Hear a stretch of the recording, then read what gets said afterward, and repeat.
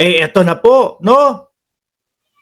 Eto na po, mga kababayan. Dumito na tayo! Supsupan ba o suntukan? Sabihin nyo kay Baste. Baste, uy, yung hamon mo, eto na, kinakasa na, ayan na, ang ring, nandyan na, di ba? Dali kasi wala yung wala yung mouse ko, naiwan ko sa trabaho ko. Ayan na, ang ganda ng ring, Baste! Let's get ready to the rumble na daw. Ikaw naman, para ka namang di Pilipino. Ikaw naman, para kang hindi government official. Biruin mo inayos lang, ginawa lang in a positive way ni General Torre. Yung pagsusuntukan. Same din yan, boxing, suntukan. Same lang din yan. No? Nilagyan lang mga kababayan ng positibong proyekto para naman nga talaga doon sa mga kababayan natin na nasa lanta po ng baha. Di ba? Ayan na, ready na, basta ikaw na lang ang sasampa. Pero may video po tayo, mga bossing. May video po tayo, no? Na mukhang sumasagot sa hamon. Si Baste, sumasagot sa hamon. Tingnan natin, baka mali yung mali yung sabi ko, kung sumagot ba sa hamon o kung pupunta. Pero ito ho ang balita dito. Let's get ready to rumble na daw, Baste. Game na, sarap inalis na kasi natin yung Mark Ramos uncensored, no? Sabi dito, ng Inquirer.net, sabi ni Jenny Ramos, live po ba ang laban, Sir Mark? Sana. No? Sana live. Tapos merong kahit pa paano, yung mga Gcash ng mga magdodonate, mapupunta doon sa mga nasa lanta ng bagyo. Sana may ganun, di ba? Ako kahit pa paano, $100 ilalagay ko doon. Biruin mo, Basta, pag ikaw pumunta, pag ikaw nagganyan, tapos may live stream, magkano ang $100? Dito po yung dollars namin is 70 pesos. 7,000 agad manggagaling sa akin. Di ba, mga kababayan?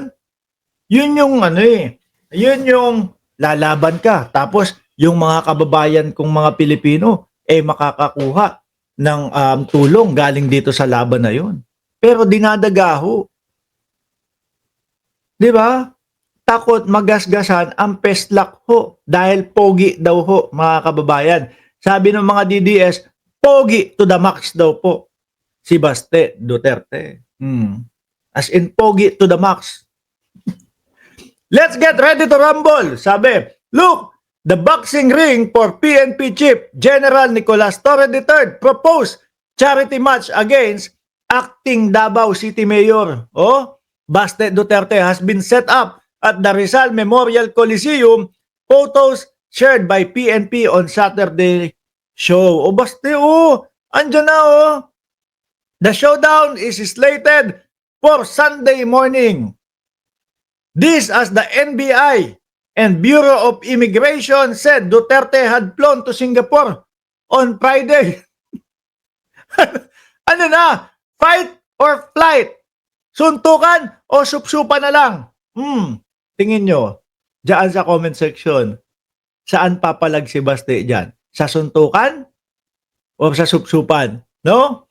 On his podcast last Sunday, Duterte said he could defeat. Ayan, yan yung mismong binitawan ni Baste. Sayang ang tato, no? On his podcast last Sunday, Duterte said he could defeat Torre in a fist fight. Hindi po yata fist fight na suntukan ang gusto. Pisting ata ang gusto, mga bossing. Pisting yawa, pisting po pala. Alam nyo na, i-google nyo na lang po kung ano ibig sabihin ng pisting, mga kababayan. Baka magalit sa atin si YouTube To which the PNP chief responded on Wednesday by suggesting a charity boxing match to raise funds for flood victim. Biruin mo. Ang daling sabihin niyan, Baste, sasabihin mo lang, lalaban po ako, no? Ito po ay para doon sa mamamayan kong o yung mga kababayan kong Pilipino na nasa lanta. Pagbibigyan ko po si Torre. Tsaka Baste, huwag ka matakot. kumpletos recados kasi may mga first aid na nandiyan kung ano mangyari. 'Di ba? Kung ano man ang mangyari, may mga first aid. Kaya lang ho, mga bossing, base po doon sa huling narinig natin, no, bago itong bidyong ipapalabas natin, eh, daming dahilan ni Baste. Kung si General Torre ho, mga bossing, nagpapakondisyon, yung mga magkakapatid na mga Duterte, madami naman pong kondisyon. No? Yung una, Pangulo lang. Yung una, Pangulo lang. Ang gusto niyang magpa-drug test o yung hair follicle test. Ngayon, napagtanto niya siguro, naku, loko pa naman yung si Bongbong Marcos. Baka biglang kumasa, baka biglang magpa-hair follicle test dito, matuloy lang yung laban. O hindi, idamay ko na lahat ng government official. para naman nga daw, isang government official lang ang hindi pwede at hindi pa nakakapagpa-drug test. Wala na, hindi na matutuloy. O, di ba? Anak na tinapang kondisyon yun. Kondisyon na ayaw lumaban. Yun po, base po yun, mga kababayan, doon sa huling podcast niya, ha? O, pero meron tayong bagong video dito. The Davao Mayor job back on Thursday saying he will only agree to the charity match if Torre had President Ferdinand Marcos Jr. Damay agad yung Pangulo. Order all elected government officials. Ilan ho yan? Di ba? Ilan ho ang government officials, mga kababayan? Libo? Baka po pagka yung yung kunyari lahat po nakapagpa-hair follicle test na. Tapos baka may isang konsehal na kunyari, wala, nagbakasyon, may 1 month vacation siya, nasa labas ng bansa, hindi pa makapag-hair follicle. Sasabihin ni Baste, ayan meron pang isa, hindi pa tuloy, Meron pang isang konsehal nung bayan doon sa kaduluduluhan ng Pilipinas na bayan. May isang konsehal pa na wala sa Pilipinas. Kailangan magpa-hair follicle test din yan. Tingnan nyo ho. Sabi nga po ni Katonying, no? Sa dami-rami ng sinabi ni Baste Duterte, isa lang ang ibig sabihin, ayaw lumaban. Takot, duwag, no? Kaya nga tayo napapatanong na lang ho.